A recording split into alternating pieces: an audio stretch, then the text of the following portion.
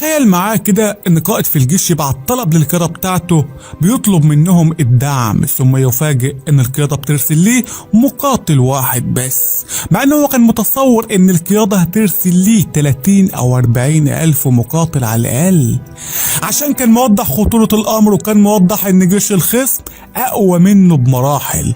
لكن الغريب ان كان مبعوث رسالة مع المقاتل ده، فقائد الجيش بيفتح الرسالة لقى مكتوب فيها: بسم الله الرحمن الرحيم، من أبي بكر إلى خالد بن الوليد، يا خالد لا عليك تعجب إذا أرسلت لك المدد رجل واحد، ولكن أقول لك لا يهزم جيش فيه القعقاع أبدا إن شاء الله. قبل ما ندخل في موضوع الحلقة خليني أوضح معلومة.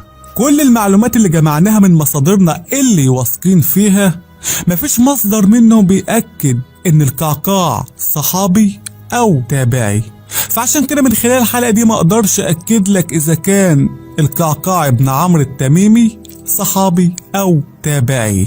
لا يهزم جيش فيه القعقاع ابدا ان شاء الله. وكمان عمر بن الخطاب قال ان القعقاع في ارض المعركة خير من 1000 مقاتل. ملحوظة في الفترة دي انتشر بعض المقالات اللي بتدعي ان شخصية القعقاع شخصية اسطورية وليس حقيقية، والسبب ان القعقاع ساب تاريخ ليه قريب من الاساطير.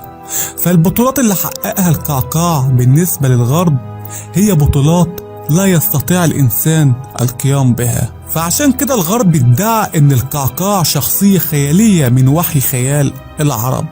ندخل في موضوع الحلقة. بمجرد ما يتم ذكر اسم القعقاع إنه متواجد في الجيش ده، جيش الخصم بيترعب وبيتهزم نفسيا.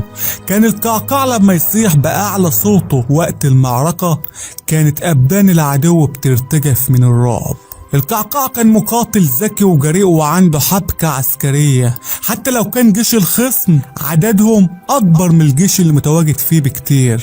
كان وجود القعقاع في الجيش بيعطي طاقة إيجابية للجنود معاه. كان خالد بن الوليد بيفتح بلاد فارس اللي اسمها دلوقتي إيران، وكانت بلاد فارس بيطلق عليها الفرس بسبب إنهم كانوا بياكلوا الخيل، عشان كده أطلق عليهم الفرس. وكان في التوقيت ده جيش بلاد فارس من أقوى جيوش الأرض، وكان العالم كله بيعمل ألف حساب وحساب لجيش بلاد فارس. كان في التوقيت ده كسرى ملك بلاد فارس مع قائد اسمه الهرمزان، كان شخص خبيث وغدار وكان بيكره العرب جدا، بس كان ذكي في اسلوب الغدر اثناء المعركة، وما كانش عنده شرف الحرب في اي معركة هو خاضها في حياته. في المعركة الاولى الجيش المسلمين على ارض بلاد فارس بقيادة خالد بن الوليد كانت المعركة شبه متوازنة. وقتها خالد بن الوليد لاحظ على جنوده الارهاق والتعب، فبعت يطلب من امير المؤمنين دعم، وامير المؤمنين وقتها كان ابو بكر الصديق. فبعت لابو بكر الصديق رسالة بيشرح فيها ان قوة جيش بلاد فارس اقوى منه بكتير، فتصور ان ابي بكر هيرسل ليه 30 او 40 الف مقاتل. لكن فاجئ خالد الوليد بعدها ان ابو بكر الصديق بعت ليه مقاتل واحد بس ومعاه رسالة مكتوب فيها: بسم الله الرحمن الرحيم، من ابي بكر الى خالد بن الوليد، يا خالد لا عليك تعجب اذا ارسلت لك المدد رجل واحد، ولكني اقول لك لا يهزم جيش فيه القعقاع ابدا ان شاء الله.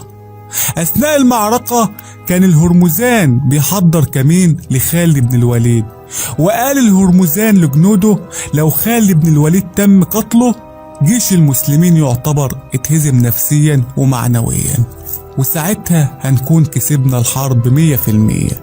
فالهرمزان وجيشه سبقوا جيش المسلمين عند بير المية، وخلى 2 من أفضل المقاتلين بأسلوب السهام يرقدوا في مكان عالي وغير مرئيين، عشان الهرمزان هيبارز خالد بن الوليد وجها لوجه.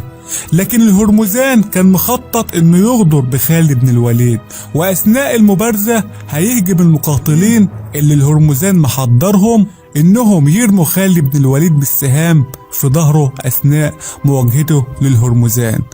فخالد بن الوليد كان عارف ان الهرمزان غدار واكيد بيحضر ليه كمين في التوقيت ده، واتأكد من ده لما الهرمزان بعت ليه يطالبه انه يبارز خالد بن الوليد وجها لوجه. فخالد بن الوليد اتأكد بعدها ان في كمين، فطلب من القعقاع اثناء المبارزة انه يكون قريب منه، وبالفعل كان القعقاع قريب او عينه على خالد بن الوليد اثناء مبارزته للهرمزان. اثناء المبارزة كل الجنود من الطرفين كانوا مركزين على خالد بن الوليد والهرمزان وهم بيبارزوا بعض، لكن القعقاع كان واقف بيراقب الوضع، وفجأة لمح اتنين على اعلى الجبل نازلين بطريقة التخفي، وكل واحد فيهم معاه قوس وسهم وبيتجهوا الى خالد بن الوليد عشان يرموم السهام من ظهره. لكن صيحة القعقاع طلعت في الوقت المناسب، الصيحة يعني صرخ، واثناء صيحة القعقاع اتهز الهرمزان، وكان سيف خالد بن الوليد في آل هرمزان، ثم قتل الهرمزان على يد خالد بن الوليد أثناء صيحة القعقاع. وجنود جيش بلاد فارس سابوا أسلحتهم وحاولوا الهروب عشان اتهزموا معنويا بسبب صيحة واحدة من القعقاع، وتم قتل القائد بتاعهم على ايد خالد بن الوليد. ومن هنا أطلق على القعقاع إن القعقاع في أرض المعركة خير من 1000 مقاتل، وإن لا يهزم جيش فيه القعقاع أبدا إن شاء الله.